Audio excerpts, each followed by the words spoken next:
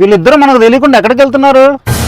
మా ఆయనకి చెప్పకుండా వచ్చానే మా బాబు బర్త్డేకి సర్ప్రైజ్ గా గిఫ్ట్ కొందామని. నేను కూడా ఫస్ట్ టైం కళ్యాణి తనకు చెప్పకుండా బయటకు వచ్చాను. మా యానివర్సరీ రాబోతుంది కదా, తనకు సర్ప్రైజ్ గా గిఫ్ట్ ఇద్దామని.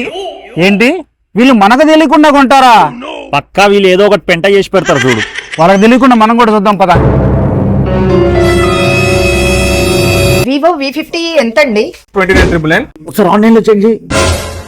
సేమ్ ఉంది.